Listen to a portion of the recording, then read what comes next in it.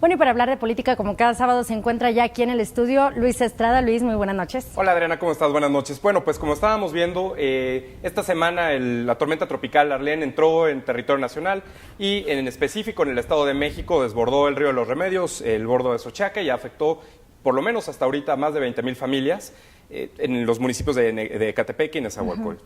De hecho, vimos a las autoridades que han estado atendiendo de alguna forma el llamado de la gente para que les ayuden y sobre todo pues tratando de aliviar de alguna forma los estragos del desastre natural.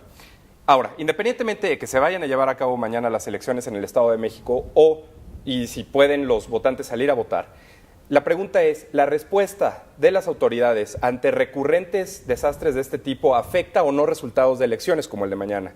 Segundo, ¿qué es lo que realmente afecta? ¿Las consecuencias del desastre o la respuesta de las autoridades a los desastres? Y sobre todo, vamos a ver algunos ejemplos sobre este tipo de desastres naturales y las respuestas de las autoridades en otros lados del mundo. Antes de eso, quisiera nada más mencionar, hay diferentes estudios que han mostrado que los electores votan viendo cuál ha sido el desempeño de las autoridades, es decir, cómo se ha modificado o cómo pueden evaluar al futuro qué es lo que han hecho las autoridades. Así, los votantes premian o castigan con su voto a los políticos, es decir, en México en específico, como no hay elección consecutiva, castigan al votante o al partido, el votante castiga al partido que postula al candidato para la siguiente elección. ¿Y hay casos, hay ejemplos de estos castigos y de estas recompensas? Hay casos muy marcados en ese sentido, ¿no? Por ejemplo, si la respuesta de las autoridades no es correcta, entonces el efecto de la mala administración de un desastre natural afecta directamente. Tenemos algunos ejemplos, lo estábamos viendo en algunas imágenes ahorita, la destitución del gobernador de California, Gray Davis, y la posterior llegada de Arnold Schwarzenegger, cuando los incendios en la región de California hicieron que se destituyera, que ha sido la única vez que un gobernador en California ha sido destituido. La segunda que veíamos también, la respuesta del presidente Bush ante la inundación del huracán Katrina en Nueva Orleans. El tercero, que vimos también, el temblor de 1985, el movimiento ciudadano que se generó en esos tiempos por las autoridades, ante las autoridades del Distrito Federal, y muy recientemente el tsunami en Japón, que mostró también alguna de las fallas de las respuestas de las autoridades. En específico, te podría decir uno que llama mucho la atención. En el verano de 1916, sé que fue hace mucho, pero lo curioso aquí es, las playas de Nueva Jersey registraron varios ataques de tiburón y esto fue un fuerte golpe para el turismo. De hecho, a pesar de que estaban en temporada alta, cayó 75% de las reservaciones de hotel.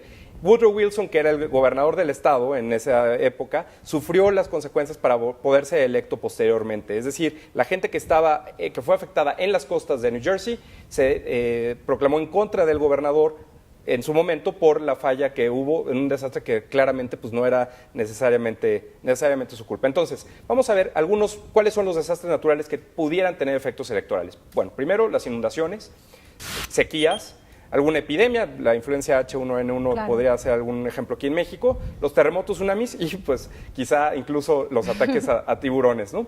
Ahora, ¿cuáles son las variables que toman en cuenta los electores para verificar si es o no un buen desempeño de las autoridades? Primero, el tiempo que transcurre desde el desastre hasta el día de la elección. Puede ser inmediato o puede ser en algunas semanas, ¿no? Segundo, la frecuencia del desastre. Si esto es recurrente, es decir, se muestra cada año o estacional, o si es un evento que se considera único. Un temblor es, a comparación de unas inundaciones, pues algo mucho más aislado. Claro. Tercero, muy importante, ¿qué nivel de gobierno es el encargado de responder al desastre? Y sobre todo, los electores, ¿cómo consideran que es el gobierno, cuál de los dos niveles de gobierno es el que debe de entrar, si los gobiernos federales o el gobierno local? Y finalmente, la más importante, la calidad de la respuesta, es decir, si hubo apoyo y sobre todo si se entregó a tiempo. Entonces, en conclusión, las autoridades tienen la obligación de respaldar a la ciudadanía, eso está fuera de discusión, en desastres naturales, bajo cualquier circunstancia. Sin embargo, la respuesta rápida y eficiente tiende a tener un resultado positivo que trasciende la elección siguiente. Sin embargo, si la respuesta es negativa o defectuosa, entonces hay un resultado directo en esa elección. Es decir, los electores, curiosamente, no culpan necesariamente a la naturaleza de los desastres naturales, sino a la respuesta de las autoridades ante tales desastres. Y por supuesto, esto se ve en los votos. Pues vamos a ver. Pues sí, pues te agradezco mucho tu análisis muy oportuno por todo lo que estamos viendo, Luis. Muchas gracias y buenas noches. Gracias, Adriana, buenas noches.